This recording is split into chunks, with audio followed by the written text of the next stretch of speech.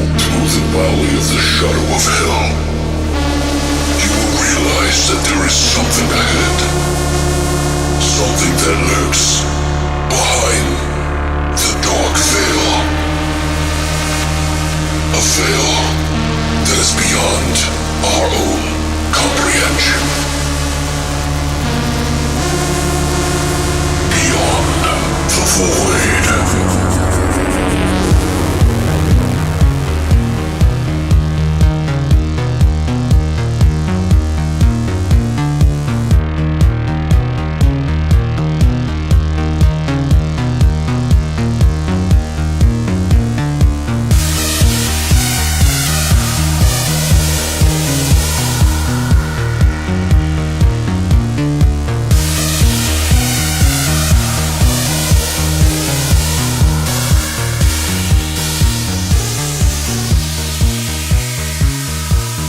What's up, guys, and welcome back to Beyond the Void Horror Podcast. Thursday edition. That's right. We already made it past the hump. We're going to be humping all the fucking rest of the week. I don't know what I'm saying.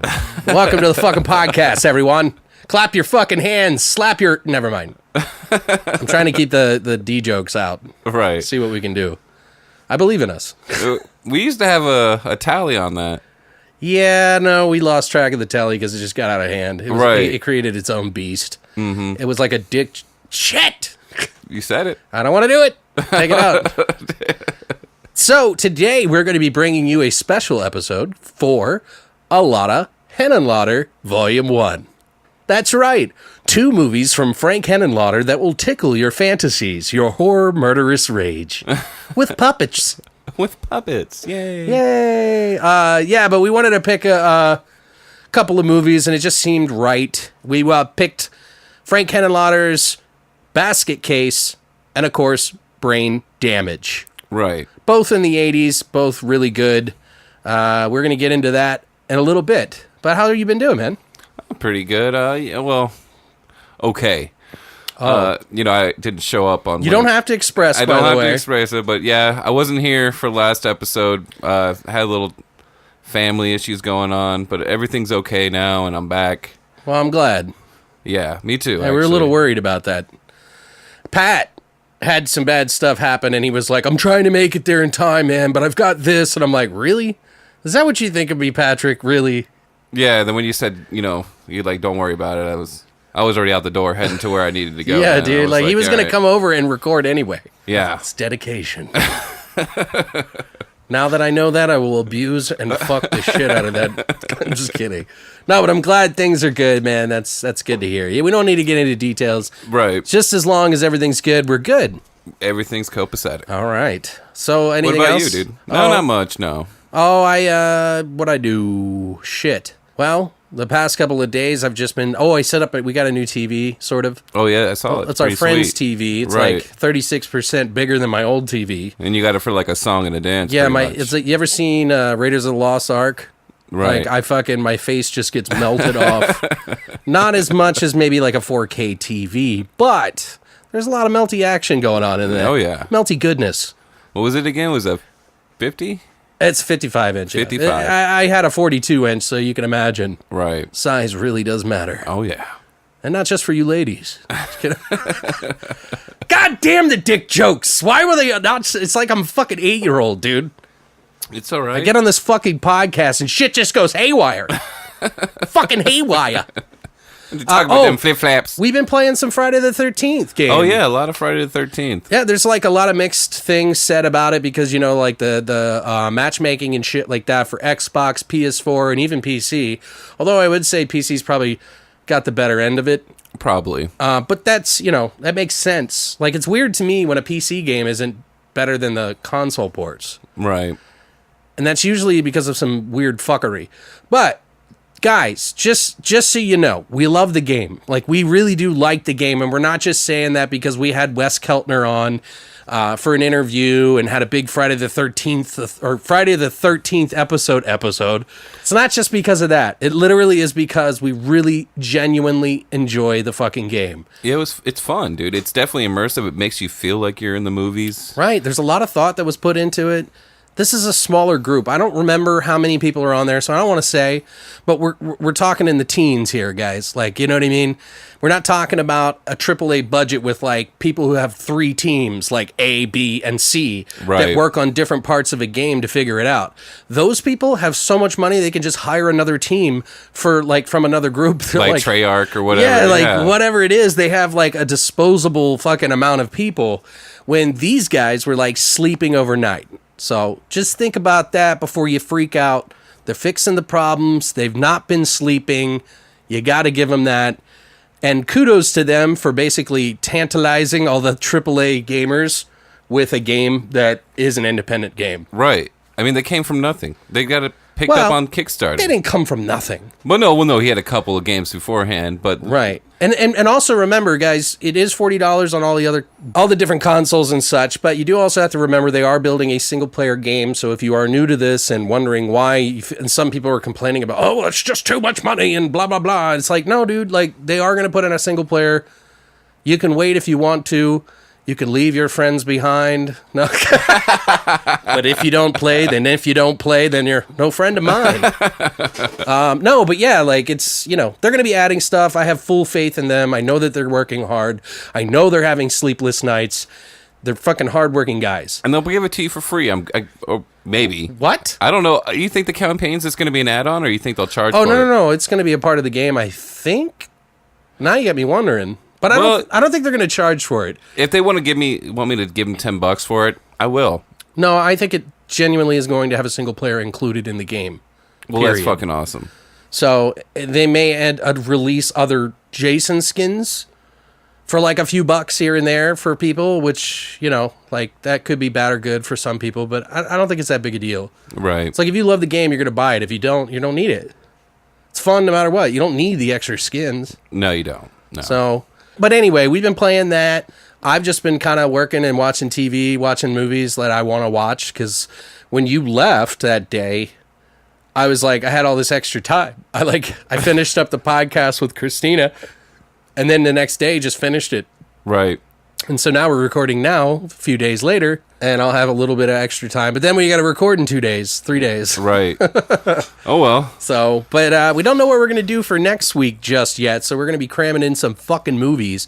And if you guys have a favorite 90s movie or maybe like a subgenre that you feel is prevalent to the 90s, definitely get on that and let us know in the comments section and a message on our website.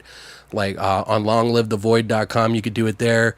But let us know, because we're going to be doing a different week each week for it. We don't know when we're going to do it. We're probably going to start at the beginning of a month.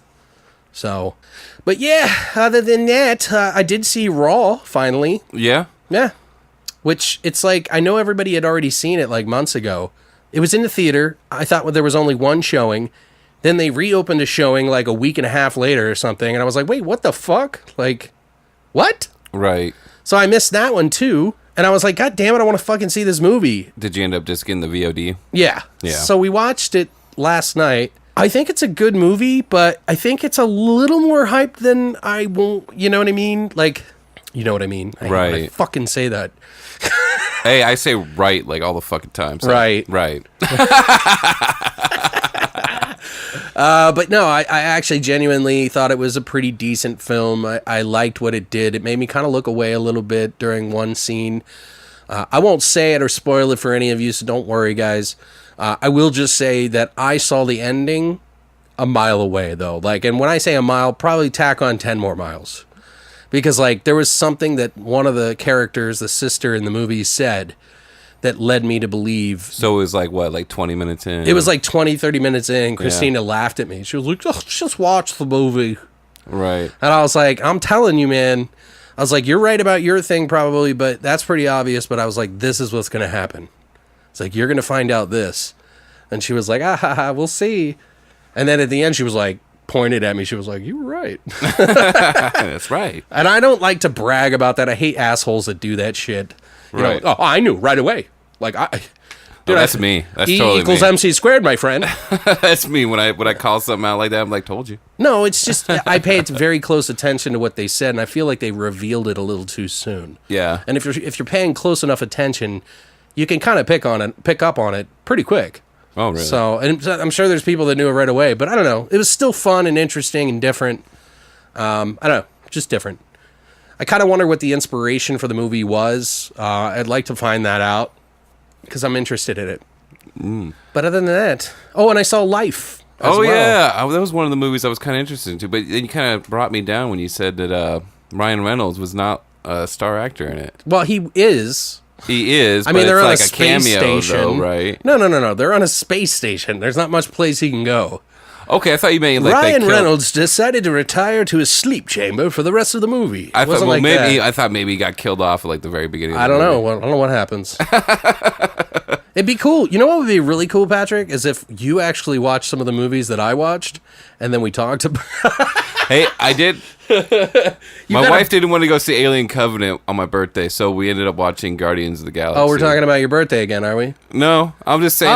Okay. So it's your birthday again. Right. Well, when I mention it in 3 other casts from now, then you could say that. Always talking about his birthday.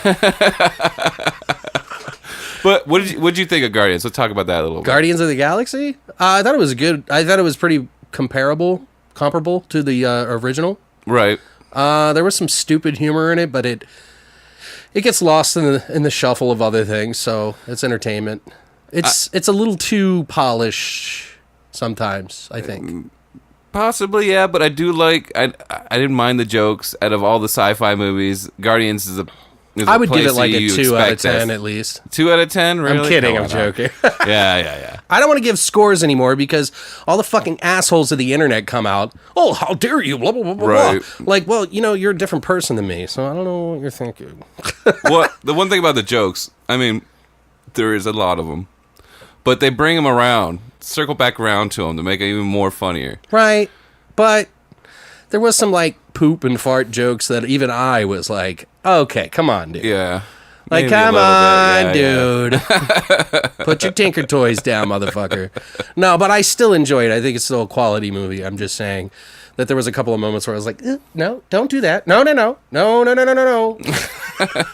But I still enjoyed it. It's leaning that way for a reason. Right. Gotta appeal to the younger generation a little bit more, and I'm an old fucking get off your lawn motherfucker. Right. So, we got the next crotchety. Right. We got Infinity Wars coming up. It comes to a bottleneck here, and we get to see Thanos fuck some shit up. We'll see how that goes. Like, think about all those different characters, and all that star power that's going to be in one fucking movie. Think about how long that movie would have to be a good movie, though.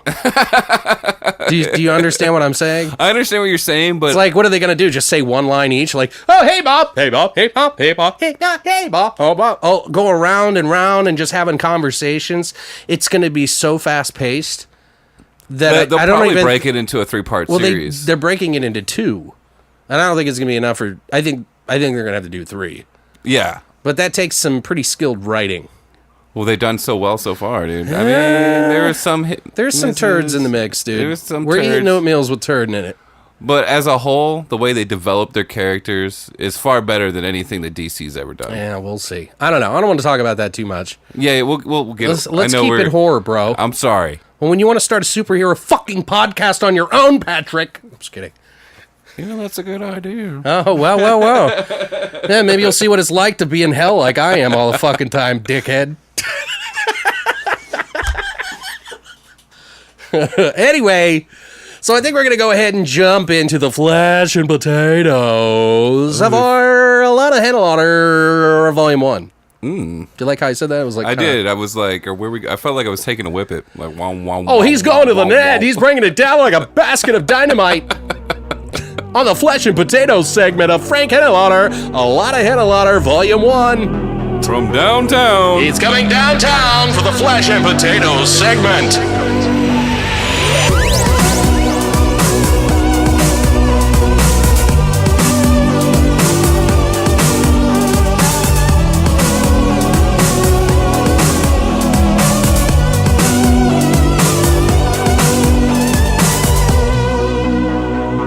All right, guys, you have stepped into the Flesh and Potatoes segment. Please, take off your shoes before they get blown the fuck off. I don't know. I just like talking all like... like it's serious, you know what I mean? Like, I don't know. In a world In a world where flesh and potatoes are taken to Puppet Town in New York City. I'm kidding. I didn't really try that hard. All right, so we're going to be talking about Basket Case from 1982. It's directed and written by Frank Henenlotter, who has also done wonderful classics like Basket Case 2 and 3, Frankenhooker, Brain Damage, which we'll be talking about soon, and many others. He also did a bad biology movie, which was one of the last ones I really liked, actually. It's about a penis. Yeah? Yeah, it's weird. It's Henenlotter-esque. Right. But dude, that guy's a New Yorker through and through, man. Well, don't all his films take place in New York? Pretty much, yeah, I think so. Some of the actors in this Basket Case flick are Kevin Van Hedenrick as Dwayne Bradley. There was another chick in the movie who was his love interest, and Terry Suzanne yeah, Smith? that's the one. Terry Suzanne Smith. So the story is about a young man carrying a big basket that contains his extremely deformed Siamese twin brother, who seeks revenge on the doctors who separated them against their will. Which is awesome. Like, that's a really cool story. I don't think this movie was made on a big budget at all, considering they didn't get any of the, like, shooting locations, like, legitimately. Right. Like, there's scenes in the movie that they legitimately, like, had someone run down the street naked. Oh, I remember. Yeah. So, Well, there's a scene. I don't know how much it was. I don't know. But this is what I've read. Dwayne, when he checks into the hotel at the very beginning of the film, okay, the wad that he pulls out, it's supposed to be the entire budget for the film. Yeah, or the strip club budget. That seems like his style. No, yeah, it definitely was. That's pretty cool. Yeah, that's pretty cool. Yeah, it's probably like $5,000 or something. Not even. But yeah, like, I don't know. I thought that was really interesting. I can't imagine this was a huge budget. No. After this movie, he got a lot of help from people in other movies that are pretty much underground hits that we love. So pretty interesting stuff. But oh, yeah. Basket Case was one of those films that you either loved or hated. It was so weird and so different. Frank Henenlotter said that the idea came from It's Alive. Okay. Which also had a trilogy, I believe, about a baby that was highly deformed and had psychic powers, I believe. There was, I think the third one was like on a beach or some shit like that. Huh. And they always had the like baby crib, kind of like Rosemary's Baby in a way, but with like a hand coming out of it. Okay. I can't remember. It was just like, It's Alive. Larry Cohen did those movies. I remember that VHS cover case. Yeah, they weren't great movies. Like, I would definitely say this Basket Case kind of ups it a little bit. Just a little bit. But that was where the idea came from. And he's unabashedly said that. So it's like, what'd you think? Humorous. Don't struggle here. I'm not trying to struggle, but I let it out, buddy. I really wanted more gore. I wanted more blood. There was a good amount of blood. There was a good amount of blood, but not a lot of entrails, not a lot of... Oh, yeah, it wasn't like deep gore. No. They didn't have the budget for it. Did you see the Wad of That Cash? How much does it cost to go down to the butcher shop and get some entrails? Probably a lot more than they had. Just saying. I bet they'd be giving that shit away, dog. They had to shoot on 16 millimeter film. No, but for the most part, I definitely, there was definitely some interesting things about this film that I did enjoy, but right, it was okay. Yeah. I didn't like it as much as I like fucking Brain Damage. That's for damn sure. Well, yeah, we can talk about that later, though. Just calm yourself. Pace yourself. All right, calm down. Put my dick back in my pants. Pace yourself. God damn it. No, I'm just kidding. I actually think, I mean, yeah, I don't want to put it down because, like, honestly, this kind of started it all. You know what I mean? So it inspired a whole bunch of fucking people, dude. Like, this movie in particular, like, really did inspire people to come out of the woodwork to make film. And I think there's something to be said about that, whether it's a good movie or not. You know what I mean? Like, they were like, well, if this guy can do it, I can do it. What do they say? Inspiration is the mother of creation or something like that? Well, no, actually, it's necessity is the mother of all invention. Oh, okay. Yeah, so it needed to be made, so they made it. But I don't know if that's the case here. But yeah, I don't know. I just think it's not one of my favorite Henenlotter films by a long shot. But there is some redeeming stuff in it. There's some really weird, odd choices that they did in the movie that I thought was kind of funny. Yeah. It's a little hard to follow, but I think they did a lot with a low budget. Oh, for sure, yeah. And it definitely made some waves, so... They're almost kind of like guerrilla filmmakers. Yeah, totally. Very much so. And in New York City, where you can't get away with a lot of that shit. Right. You know, but the 16 millimeter camera that he used for this film was so small, Henenlotter would lose it. So that's probably why they could get away with it. I don't know about lighting and stuff like that, but some of the creature effects was kind of silly. You could see the seam in the creature a little bit, but you know, that's only claymations. Right, but I can only see that because I got the DVD or the Blu-ray copy of that. Right. And it's like easier to see, which is only in the regular, 4:3 format for the square TV, 16 mil. Wow. That's why they shoot on 35 millimeter. He couldn't take 16 millimeter without scrunching it or stretching it up to fuck. Right. So he was like, fuck it, just keep it how it is and just make it nice. So they upped the quality of it and put it out. Also, do you remember the MOMA? It's like a museum, honored him by inducting him into the museum. I did not. That's fucking awesome. For preserving film. Wow. So he was like blown away by that. And I'll put a link to that below, guys, so you can check that out. But I thought that they were going to do like another version of it, but I don't think so. Something weird did the Blu-ray for this one. So it had a little bit of extras on there that I watched and enjoyed, but... You know what? I would really like to see a remake of this movie. Remake? Really? If Henenlotter did it. I don't think he would. I think he would just make a sequel. You think? But he did. He made 3. Yeah, there was 3 of them. Yeah, so I mean, do you really need more? Probably not. I think a modern version of something a little bit more darker. All CGI.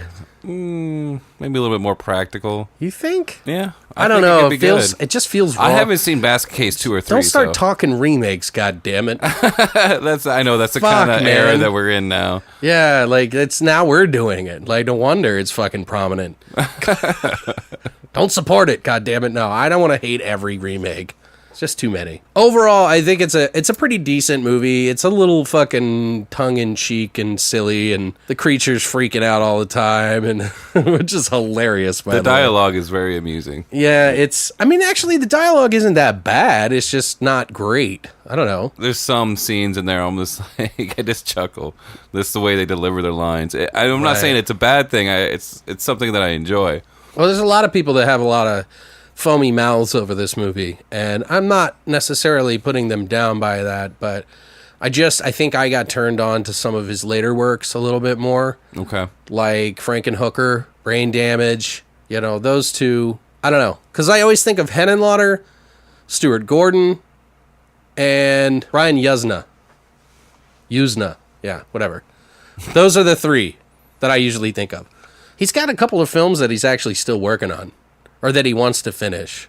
So it's interesting to see. He's a pretty old guy now, Right. But he's cool as fuck. Dude, I watch him in fucking conventions and Q&As and stuff like that, and he's just like, yeah, fucking this and fuck. Like, it's just like no worry in the world, which is great. I mean, if Roger Corman can still make movies, I don't see why Henenlotter, Oh, he's got the energy, man. He does. Right. He's all about it. That's like his life, man. Oh, that's all he's ever done, yeah. Well, he's been a professor, actually. Did you know that? No. Yeah. Professor for English something. Like, he's a learned man. You're talking about Corman now, right? No. You're talking about Henenlotter, yeah. Really? Yeah. Holy shit. So it goes to show you don't have to be, smart. You don't have to be stupid to make stupid or weird, odd gems. Like, you can just be entertained by the notion of something odd like this happening. Right. And he's got a sense of humor to a degree, obviously. He wrote and directed this movie. So Kevin Hentenrick, he went on to do 2 more of those, and he even starred in the Brain Damage film. Right. Well, he didn't star, sorry. He just made a cameo. Yeah. He was older, you could tell. Oh, for sure. It was, I thought that scene was probably, well, we'll get to that later. What? It's just one of my favorite scenes from Brain Damage. Because I just thought it was funny that you creeped out the dude that carries his deformed brother around the basket. Well, and someone was saying that his character in Bad Biology is very much like Brian from Brain Damage. It's almost like he has these like characters that are like almost kind of mirror the same sort of personality. And he may have just taken that from like people in his life. You know what I mean? I don't know. Yeah, I wouldn't know. Be a good question to ask him, though. Why don't you give him a call? Let's do it. All right, hold on, guys. Beep, boop, beep, boop. Yeah, Henenlotter, please. Like I said before, though, it was guerrilla filmmaking, definitely. dude. So for sure. There was no permits. They did a lot of this shit. Like the scene where he's the dream sequence where he's running down the streets. Right. Well, in New you don't York. want to like ruin it for everybody, but it's just. I mean, it's a good scene. I like looking at his. Yeah, you his like looking at his walking flip flap. his little dingle. His legs, Patrick. Okay. Jesus. I was looking at something else. But yeah, no. I mean, there was a lot of scenes where they just like, just did it. Right. They're like, fuck it, let's make it. Go, go, go, go, go. Yeah, like, you ain't gonna charge me, motherfucker. You know the grunting and screaming, the sounds that the Belial, his deformed brother that they cut off the side of him, were making? Right. All those noises, even the one of him crawling across the floor and shit like that, were done by the lead actor. Really? Yeah. So he even did the mold for the face of the creature. Huh. So that was all him. I thought that was interesting. A lot of the camera crew or the crew for this movie actually left the film during one of the what's her name scene where she dies, his girlfriend. Really? Yeah. Spoiler alert. Sorry. Let me remind that. Yep. Spoiler alert. A lot of people on the crew left. But yeah, no, they left, and this is actually a common occurrence. It happened on Brain Damage film, too. Well, it was the same actress, I believe, wasn't it? She was in that movie, but I don't think no, she wasn't in Brain Damage. You sure? Positive. Casey was. Casey was the black lady. She was in the movie. She was in Brain Damage as well as this one. She was the neighbor in the hotel.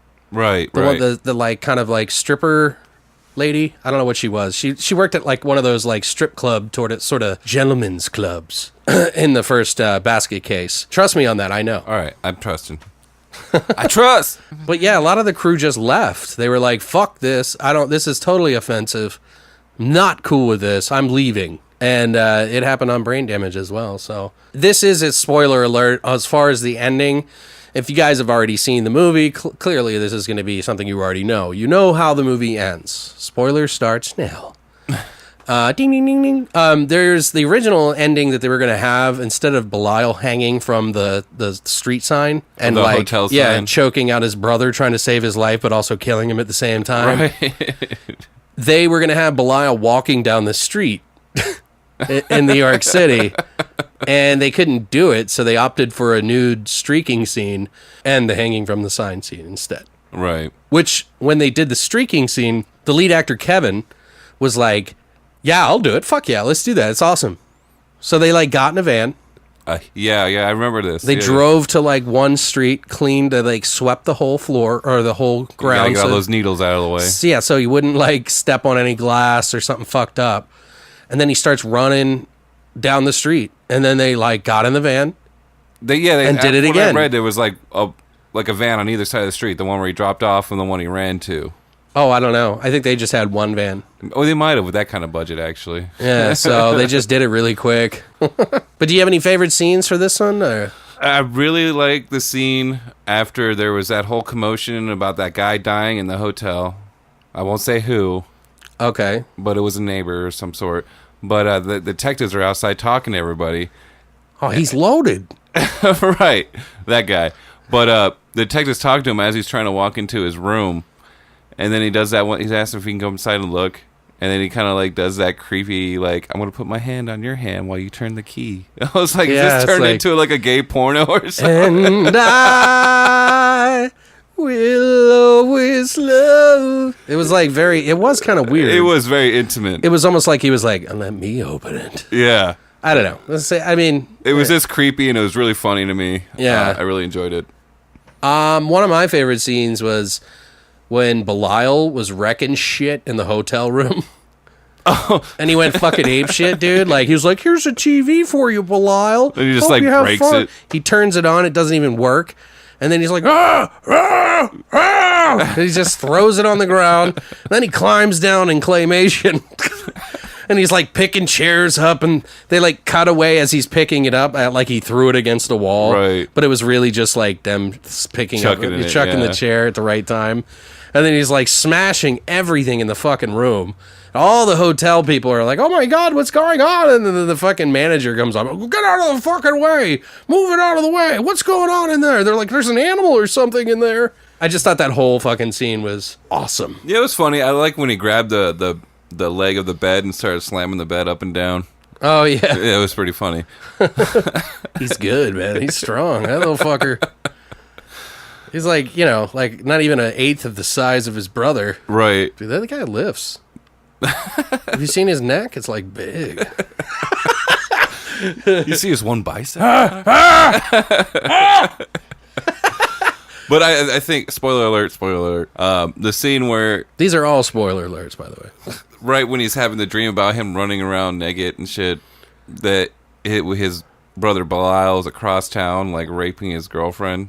Wait, what? Oh, yeah, that's right. I got a little confused at that. I was like, is he in his own bed, or where the fuck is he? Right. No, that's like a dream he's had. I don't know. Cause he was jealous of his brother. Right. And I think they're, like, connected somehow. Yeah, well, he said in the movie, he's like, when I was younger, we could talk to each other without saying words. We could just hear and think what we were saying. But then I got older, and then he still had the ability, and he could tell me things, like... Right. But I couldn't tell him. But every now and then, I can hear him tell me things. I don't know why. That's not what he sounds like at all. Or the part where he gets really drunk in the bar and starts telling the girl. Oh, yeah. That seems so forced. Yeah. But it was so funny. bad, yeah. It was so bad that it was good. And like the jokes, I was like, wait, what? What the fuck are they talking about?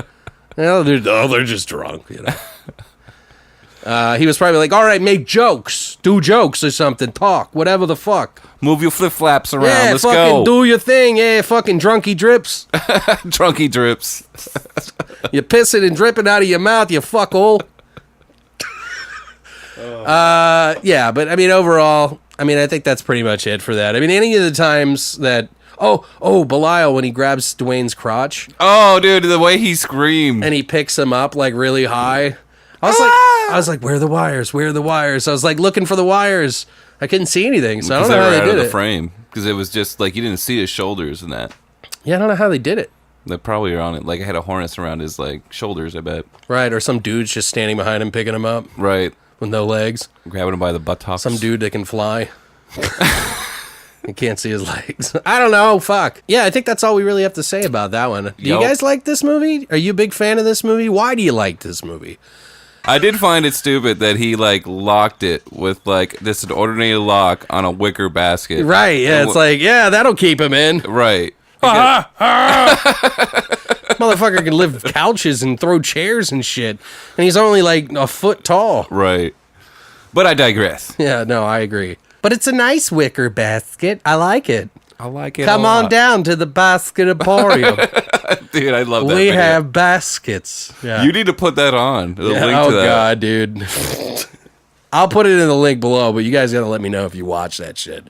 It is fucking hilarious. It's ridiculous. So I think that's enough about the basket case from 1982. I think we're going to move on to another New York classic. Fucking 1988, Brain Damage. Have you seen this movie? It just came out on Blu-ray from Arrow. Pretty awesome, too. I was waiting on that one for a while. Yeah, you're excited about it. You're like, we gotta do a show. Well, and everybody, all my friends, like Sin Fury from Horror Amino and like Justin Thale, was like, dude, you didn't get Evil Ed? And I'm like, fuck that. Brain Damage over that, man. I had to. Right. That's just one of those movies, man. It is really good. And the music is yeah, there's some great. pretty cool scenes in that for that, too. It was also directed and written by Frank Henenlotter. It had actor Rick Hurst as Brian. Brian. Oh, you having fun, are we, Brian? You know what I'm going to say this movie reminded me of. Or I should say What? vice versa. Motivational growth. Yes. Yeah. I'm definitely thinking he got inspiration from Brain Whether he Damage. meant to or not. Yeah. It's in there. It's definitely. It makes sense. The voice is like, I mean, Brian. It's not, oh, man. When does the moon come out at night? That's just Elmer's tale. Whatever the fuck. But yeah, no, dude, like, I can't do his voice right, but Frank Henenlotter, believe it or not, can do his voice, like, perfectly. But if you guys have no idea what the fuck we're talking about, let's go to the story! So, when a horrible slug attaches to a man's neck and sucks on his head... A dildo-shaped slug sucks on a dude's head.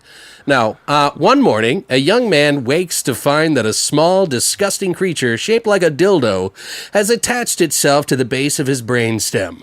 The creature gives him a euphoric state of happiness, but demands humans' victims in return. Namely, their brains. Isn't that right, Brian? Hey, Brian. Dude, his voice is so fucking great. Dude, I totally wanted to break out in like a song and dance, like that GIF that I showed you the other day from Spaceballs, where the alien comes out. He's like, "Hello, my baby. Hello, my darling." Yeah, kind of. You know, for the longest time, and the guy who did the voice, by the way, is John Zackerly. Okay, he was the voice of Elmer in this movie, and for years it was a secret because John Zackerly was part of the Actors Guild. Really? Screen Actors Guild, the SAG, or, you know. So there's a lot of rules in place that you have to do stuff. So he was like, yeah, I'll do this. This is amazing. I love it. Before he hired him, he had actually, and I'm sorry I'm jumping into the trivia, but we didn't mention him as an actor. And Right. it's a really interesting story, so I figured we might as well just tackle it now. Why not? But John Zackerly used to work on a show called Shock Theater as Roland in the 50s with his wife. And it was kind of like a, you know, creature feature show thing. You know? Oh, really? Yeah. I heard that we have one locally here that I need to check out. But later on, I guess, like in the 80s, when they were trying to get the people into the voice and everything, they had all this long list of people. And he's like looking at him. He's like, oh, John Zackerly? He's like, all right, that's all we need. He's like, get him. Just get him for me. Whatever you got to do, get him. And then he went and they talked to him and they got him. And then it was time to like pay him. And he was like, here you go. Here's your check. And he's like, oh, here, check out my Screen Actors Guild Award thing. You know, like, he was like, oh, shit. He's like, I can't put your name in the movie now. So, because they have to get a certain amount or something like that. I don't know exactly what the details were on that. But you need to be paid a certain amount? I think so. It's like union. So it's like you can't go outside the union. So in order for him to do the movie, they had to pretend like Frank Henenlotter did his voice. And Frank actually does a really good job of doing his voice. So for years, they never even announced who it was until recently. Wow. So, I don't know. I thought that was an interesting little tidbit. Hopefully that doesn't ever come back and bite him. No, but a lot of people were pissy with him and thought that he did it. Frank, anyway.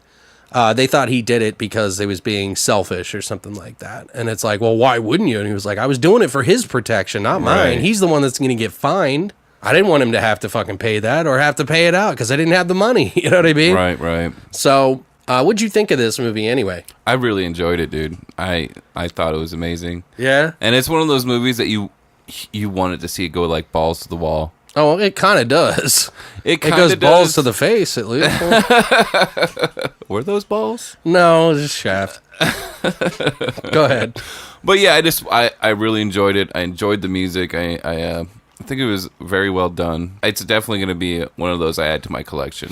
Nice. Because it's been like fucking 10 years since I seen this movie. I almost forgot about it. Yeah, dude, it's one of those movies that kind of slipped through the cracks for a lot of people. It was kind of hard to get on DVD even. I believe it was Synapse Films did the DVD for the longest time. And I remember hitting them up and going, hey, are you guys ever going to bring Brain Damage to Blu-ray? Because and they're like, yeah, we're definitely interested in it. It might be one of the next ones we get. But Arrow picked it up. So I'm not really sure how that happened. So I don't know. Maybe they just didn't do anything with it and they lost the rights to it. Right.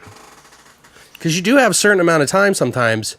Right, with certain films or characters, you have a certain Right, you amount have of to, like, time to either repay make them, it. yeah, right, or either pay the fine or make another movie. Well, I think with different formats, it's like a whole new license. Oh, really? I believe, because it doesn't fall into the exact same category, although it is a movie. I don't know.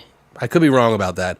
But I was a little surprised that Arrow picked it up. And I thought it was just going to be in the UK, you know what I mean? Or something like that. But yeah, I love this film. This is one of those movies that I can usually just pop on anytime and just enjoy the shit out of it. I always laugh. Like, there's always some, like, fucking silly laughter going on in the movie. Right. I love the character, Brian, what's his name? Rick Hurst. I thought he was really cool. He looks like a smaller fucking Henry Rollins now. Like, he has, like, gray hair like Henry Rollins. Okay. And he almost has the same facial structure. He's, like, kind of a straight-laced kind of guy. But, yeah, this guy looks like him, and he's not him. Right. Brian played a really good role for his first film. And there was a lot of, like, extras in the Blu-ray that I got to watch. I couldn't watch them all, dude. Like, literally, there's like, that many? There's, like, 12 hours of fucking extras. Like, it's ridiculous. Holy shit. Like, ridiculous amounts of fucking crazy extras. I don't know about 12. But, dude, when you look at the back of the fucking Blu-ray, it's like, hey, this movie's about this in 2-3 lines. And then below it, it's like all the extras. And it's like 3 inches long. Damn. On the back of the Blu-ray.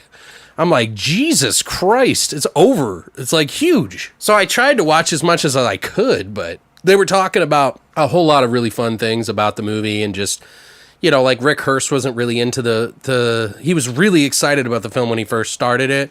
And then when it was like the debut night, he went to the theater with his friends and they were all laughing and he just was like, dude, this is supposed to be a big movie, man. So I think he was a little like, what the fuck? Self-conscious about it? Probably, because he put a lot of effort into it. Like, he slept on the set just like the guy did. Right. In Basket Case? See, that's a little weird.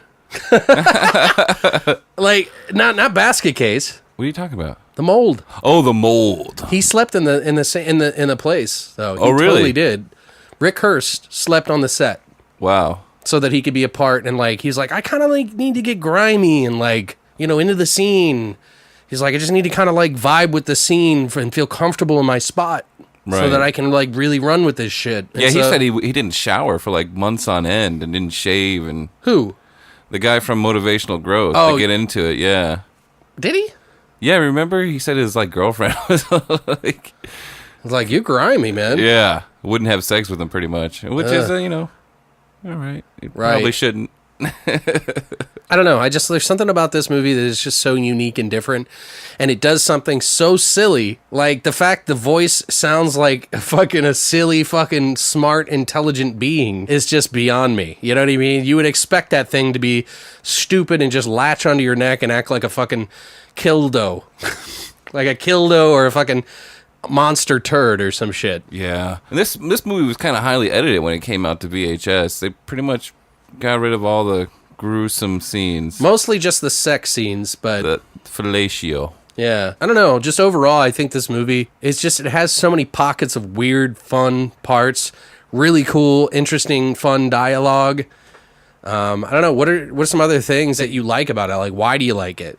Practical effects were stunning, and it just took you somewhere weird. Like, it was like a layer of reality being peeled off. Right. It was almost, I don't know, like a Hellraiser, but not. They had like 3 different movies, special effects guys on it. Really? Yeah, and I know for a fact that Street Trash, Jim Muro's, or James M. Murrow, he did, his guys did work on that. And believe it or not, like, I forget there was another one, and I just can't think of what it is off the top of my head, because I lost all my notes when I thought you weren't coming. I like totally deleted, and I was like, fuck, dude, I'm not going back through 6 hours of fucking shit. Right. But I know that there was 3 teams, and Street Trash, Jim Muro was one of those people. He did the camera work, but he also had people that worked on that film work on this. Right. So it was like a lot of fucking special effects guys on this film. And then what they did it, I mean, everything was done, perfect. But I just wanted more of it. And it was probably a lot of work for them to put what they did into the movie. Sure. I mean, they had a bigger budget than normal. Right. They did a lot with what they had. I mean, there was like 4 different types of Aylmers. There was like the mechanical one. Yeah, the one that like opens his eyes and his mouth. And then they have the mouth one. No, there was a mechanical one that just sat there and wiggled his tail. Oh, really? It was just like a vibrator or something. Like, I'm not joking. Like, I straight up, like, the person that did the fucking carving and making of the fucking head of Elmer put a dick on his head. like blended it in with the braininess pox. You know what I mean? Like there's a dick on Elmer's head. Oh, that's fucking You can hilarious. actually go online and buy a cast of it Really? from the guy who designed it. Yeah. That might be worth something. You know what? I would love to have a fucking cast of it. Fuck Right. yeah. Like they just put a fucking thing around it and then dumped plaster in there and then Right. you can buy that version. I would love that. Just make a bunch of them. There was like one guy in the extras where he was actually like in a band called the Statutory Apes. And like he literally has written like 3 albums dedicated to the movie. Wow. And they did a song on there. It's not half bad. On the movie, right? Not in the movie, no. He did it later on. This guy was like a fan. Like he didn't even like horror movies. And he just happened to watch this movie and just like instantly fell in love with it and loved everything about it. Thought it was hilarious, like has like all kinds of shit from all the movies. He has a signed script from fucking Henenlotter. Henenlotter invited him out to his house and like they met and hung out and shit. That's and, fucking like, cool. Yeah, like dude, like cuz he wrote an entire album dedicated to his movie. Wow. So, and even at the end of their interview with that guy, he was like, Frank Henenlotter told me to only say one thing, and that is listen to Statutory Apes. He said he requests only one thing, to play Statutory Apes at the end of this. And they did. And then they did like a music video, like a makeshift music video there Oh, wow. in his like house. That's fucking cool. I don't know. I just thought it was kind of interesting to bring up about. There's a lot of really big fans for this movie, and there's a lot of reasons why. But when you see a blue creature suck on your head or on the back of your neck, talking to you in a smart, intelligent way that makes you trip out and act like a fucking moron, where you can see and touch and taste color, you know you got a good thing going. I don't know. I just, it's drug culture, but it's like also like club culture for that time frame. Oh, yeah. Like the punk music, sort of.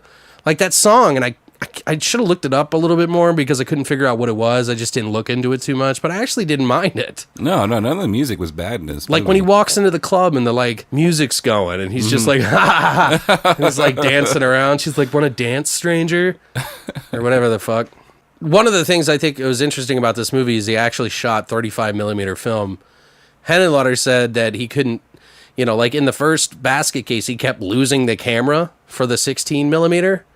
But in this one, it was so huge because it's a 35 millimeter film, you know what I mean? Right. So they actually did a real format and he just loved it.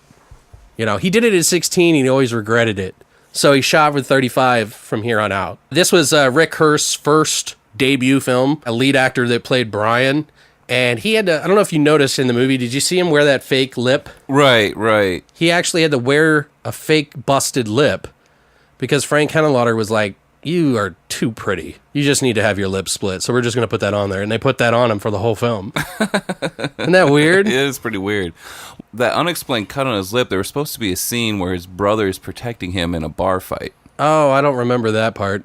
I don't remember him talking about that. It's just what I picked up on Wiki, but I noticed that too, and I was like, where'd he get that? It didn't even show a scene. There wasn't supposed to be a scene, I don't think. I think they just wanted to make it seem like he had been in a fight so he doesn't look as, like, pretty. Right. That's the way Frank Henenlotter expressed it in the extras. Okay. Well, I'll take his word for it. Yeah, that's what I'm saying. Like, I think that was just assumed to make it seem like he was in a bar fight. Right. That he was a little rough around the edges. The voice of Elmer, like I said, was John Zachary, which I think is just the best part of the film in a way. Although the way they bounced off each other was perfect. Oh, yeah. So it's interesting to see how they worked together on that.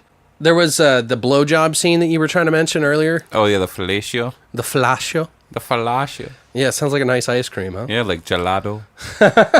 Yeah, it's bone lotto.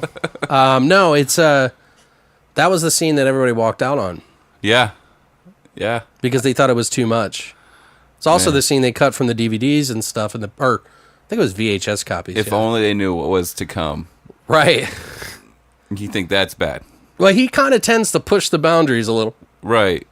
But if they would like to see a scene from like one of the Hostel movies, that would have fucking...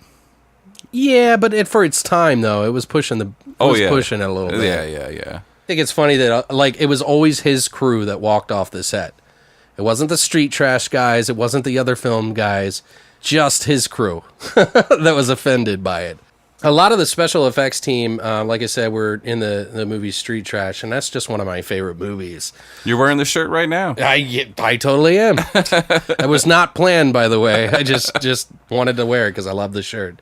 So, but yeah, I mean, I guess we could probably jump into some of our favorite scenes. There's too many to name off, but just try to pick one, and then I'll go one, and you do one. All right. So on. I think probably one of my favorite scenes was not only like favorite scenes, but some of the sounds that came out of that scene was when he's having dinner with his girlfriend, and the meatballs, you know, they started turning, and then he like puts it down and picks it back up. Yeah. Oh man, the way they breathe and the way they look with the membrane on the top of it just looked fucking so sweet, and the sound just made it that much better. Right? No, I agree, dude. It was fucking. I thought that was a really cool scene. It just adds to the element of like, what the fuck is going on? Right. He's really on a bad trip right now. Yeah. Yeah, that was a really good scene. And like he's trying to keep it together. Yeah. It's like his last voyage of sanity there. Yeah, pretty much. Like his bon voyage. Yeah. Breaking the bottle on the ship, all that. Yeah. Yeah, he definitely went bye-bye after that for the most part. I like that he was trying to fight him. And that whole scene where they're in the hotel, he's like, I've got to be the master. I've got to be the one in control. Right. And then he takes him to that dive fucking hotel. And it's like a shit fest in there. Like, and he's just like in his underwear and t-shirt, like rolling around on the floor, all fucked up. Like really fucking pale and right. sweating like a fucking champ. You know what I mean? Like Jesus Christ. And he's like worse than a heroin junkie. Like they show that scene where he's like puking on the radiator. And he's like, ho, Brian, you don't want to puke over there. Like, you're really letting go of yourself right now. You're really starting to crack up. And he's just like mocking him the whole time. Right. It's like he's going to lose this battle. Right. So he finally gives in. And just that whole segment, I think, is just really fucking cool. Where he's locked in the hotel room with him. Right. What about you? Another one? Probably the fellatio scene. I really enjoyed it. I thought it was fucking awesome. I think most people do. Yeah, Just kidding. you know, fellatio is just badass. I mean, it was unique and different. I always wondered how he like sucked her brains out of her head, like through her mouth, but I don't know. Yeah, I guess it is pretty unique. Yeah, and like the little driblets that They had to actually tie string or fishing line through like sheep guts, put them in her mouth, and then pull the head out and it was in her throat. So like they pulled it out. Ugh. And it was like attached to like Elmer's mouth. Right. With like the fishing line. Ooh. Yeah, like it was real sheep guts, dude. That's fucked up. Yeah, she's a trooper, man. Yeah, for sure, dude. Especially in that whole scene. I wonder if what if they tried to get her for like fucking one of the actresses in the thing, and she didn't want to do anything with it or something. Maybe she was just a streetwalker. She's like, I've had worse things in my mouth. Oh, because all women are street hookers, huh? Is that what it is, Patrick? Yeah, but they were in New York. Oh my God. They were a bad. Have you been to New York? I've never been to New York. Okay, well, it's not like that everywhere. Well, they were in a trashy part of New York. You know what I mean? I guess, yeah. He always finds the like worst depraved areas, I guess, like in the movies they look like. Well, that's his stomping ground. He knows where all that shit's at. I think he just like goes anywhere he could. I don't think it was like that specific. Right. Just try to make he breathed. A lot of people felt like he breathed a new life into New York and gave it like a sort of made New York a character in a way. Gave it like a sort of a flair or style about it. You know what I mean? Right. I mean, besides all the times where he's like cracking up and losing his mind, I think one of my favorite parts is where he finds blood in his pants and he wakes up. Oh, that's like the night after, And he's like, right? when I wake up and I find blood in my pants, I want to know why. I was like, what? The blood in your pants? He's like, yeah, the blood in my pants. He's like, oh, that came from a girl in the nightclub who sucked out her brains. You what? Sucked out his brains? Yeah, right through her mouth. And I was just like, wow. He's just like so matter of fact. Yeah, about just it. so plain. You're like, yeah, this is a normal thing. Part of my beauty is to keep you from any of the unnecessary things that you don't need to know about. How about you just put me on your neck? No. Boy, you really don't remember anything? He's like, no. What about the night watchman at the junkyard? What? Yeah. I ate out his brains or some shit like that. I don't know. I can't remember. I can't recite the whole fucking thing, but Right. I just love that part. Like, I just think that conversation with him is when kind of like everything kind of spins out of control a little bit. Well, that's where he challenges him. What did you think of the creature effect? Like his like creature, like did you like that or did you just You know what I really enjoyed is when they opened his mouth and you saw all those fucking teeth, tendrils and yeah, shit? and Like, that one little needle with the little dripping shit. Right. That was really cool. yeah, I thought that was a really cool model. That was like a huge model that they had to like shoot on a close up, watching his mouth open up with the blue shit coming out of it, Right. Like on the hooks. That was it's cool. I like that they chose blue. Yeah, it was cool. It was like electric blue too. Yeah, it's like kind of like I don't know. And then like spoiler alert, at the end when his head opens up, kind of reminds me of Brain Dead. a little bit. Yeah. Do you remember how Bill Pullman's head? He opens up his head and the light comes out. Yeah. Kind of reminds me of that. I really wish they just went balls to the wall with a whole bunch of fucking crazy shit right there. Like people's faces started melting off and like weird shit. Right. Like I just wanted to see a big crescendo of just like crazy fucking like reality rips throughout the entire world. You know what I mean? Like he could only see it obviously, but I don't know. I mean, it might be cool if it spilled out into the world. They probably only had so much of a budget. Right. Did you recognize Frank Henenlotter in there I didn't. in the movies? He was like the red-haired guy with the mustache in both movies. Oh yeah. At the very end, they show Frank Henenlotter running around in the parking lot with the police, and he's wearing glasses, and he's got like a Okay. Yeah. he's kind of balding, and he's usually wearing like one of those button baseball hats that you wore for baseball with the Right. mesh, Like he the was trucker hat or whatever. Yeah, like a trucker hat, and he was wearing almost the same thing in Basket Case. He was like the orderly, like the guy that cleaned the floors and shit. Isn't that the orderly? That'd be a janitor. Orderly, that would be a hospital or a fucking asylum or some shit like that. But yeah, he kind of like I don't know if it was just out of necessity or he just wanted to be a part of his movie. It might be that. I mean, it might be like this is my fucking movie. There I am, kind of like Stan Lee and all the Marvel movies. The funny thing I thought that was about Frank Henenlotter is that he's kind of like a big fan of his own work, which some might think, oh, that's egotistical, but I think it's just a really big moment in his life. You know what I mean? He just loves it so much that he was able to take an idea And bring it to fruition. yeah, and Right. make it a reality. I mean, to Right. me, that's kind of beautiful. And I've had some of my artistic friends or musician friends who are like, "Oh, why don't you just grab a mirror and start jerking yourself off?" It's like, well, I didn't write this for everybody else. I wrote it for me. Like, if you're writing it for everybody else, I don't know. There might be something to be said about that. Right.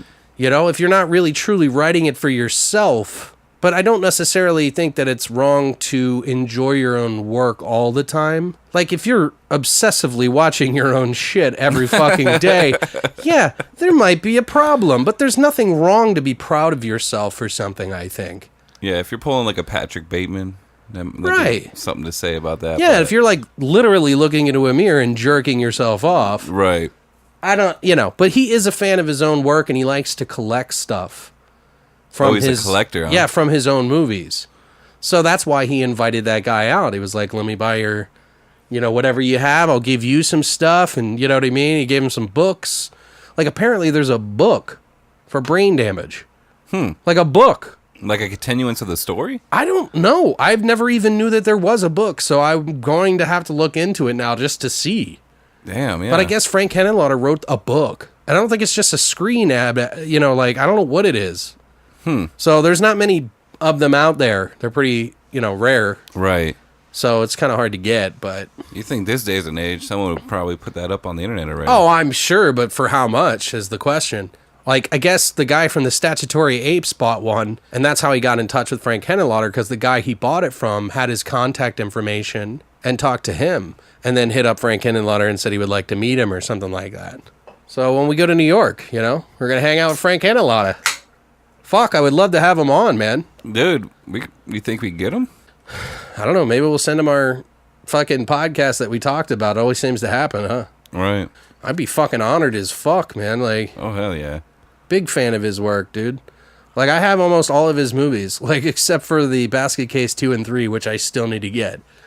But at the time, I wasn't too fond of those ones. I was a big fan of the Brain Damage and Frankenhooker, and now Bad Biology, which I really like. What do you think on closing thoughts on this? Okay, first of all, I really want a soundtrack. There wasn't really too many songs. There was like Even if he just compiled all his fucking favorite songs from all his movies or whatever. Oh yeah, huh? That might be a good idea. Like, I would buy that. You hear me, Frank? You hear me? I will buy it. I will buy it. I'm sure you wouldn't be the only one that would want to buy that. And I think there is basket case song albums out there they put out on Waxworks. Oh, really? Yeah, because I remember seeing it. So I think it was like basket case 1 or 2.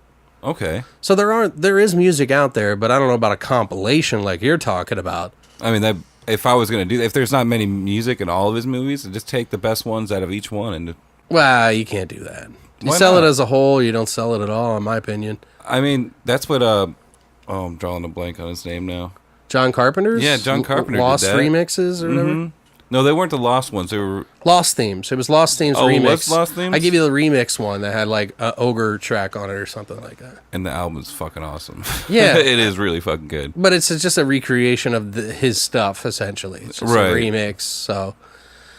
But yeah, I don't know. I would be interested in it. I'm starting to want to collect these things. I do buy like digital and fucking some CDs. Like, no one buys CDs anymore. I know. I'll buy CDs if I see one that I really, really like. Well, and that's kind of when I want to get vinyl because it's like, well, fuck, at least I can have it on that. But you got to really store those things, you know? You can't fuck around. Yeah, I'm looking at and getting a case for them because I'm getting so much now that it's just like I Starting to smoke in fall my out. house and I know I shouldn't.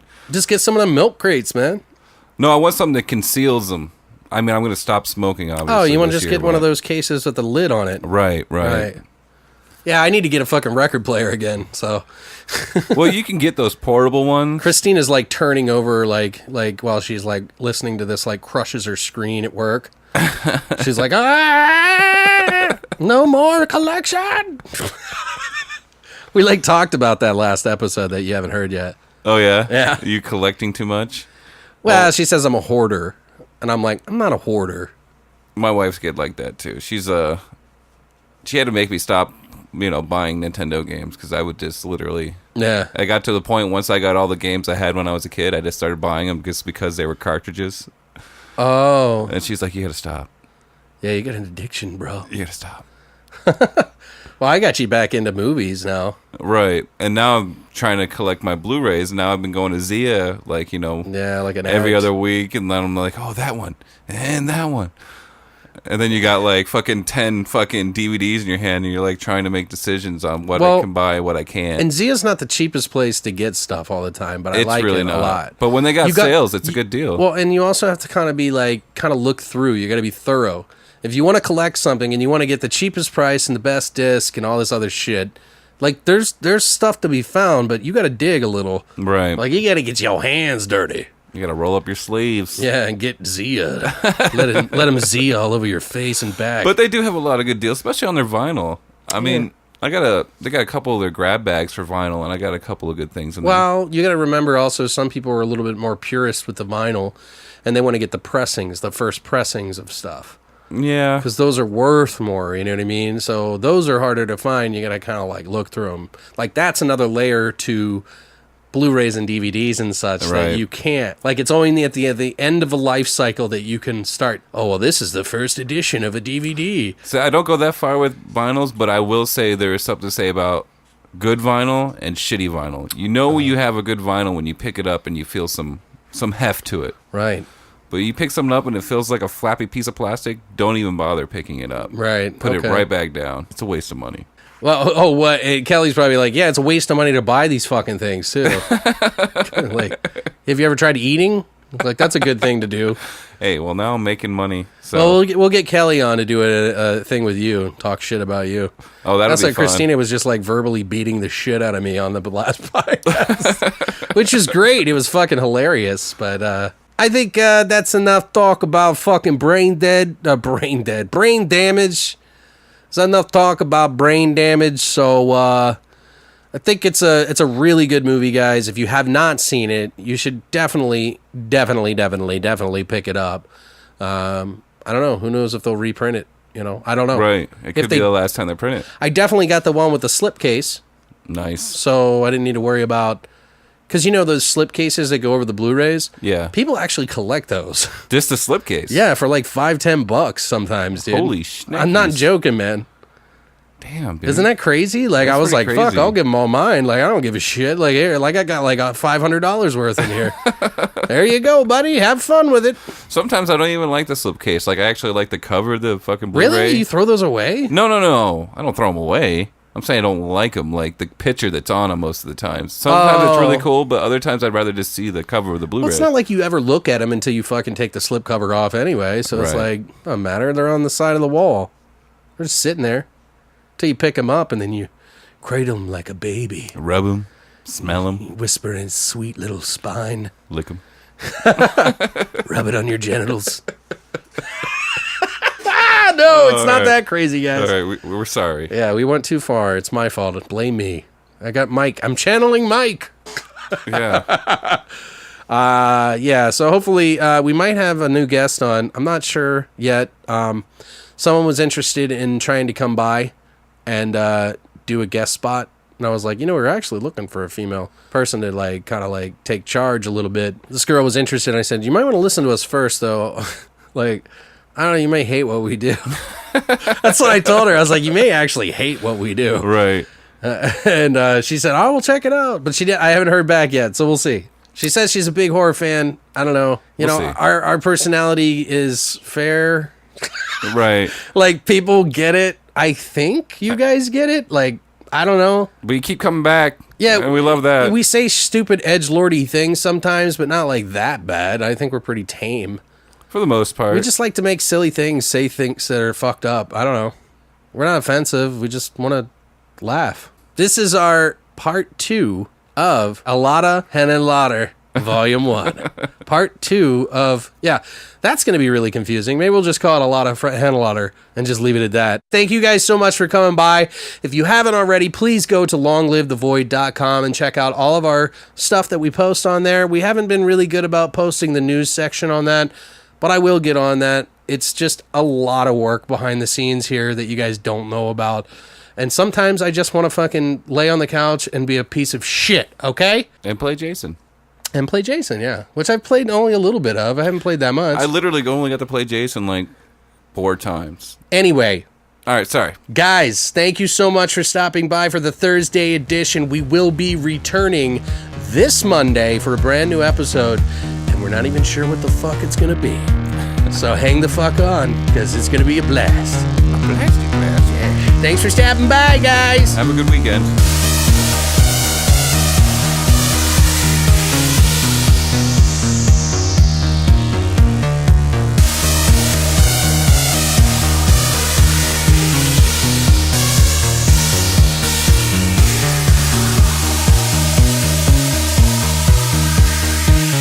You have been listening to Beyond the Void Horror Podcast. Tune in every Monday for a brand new episode.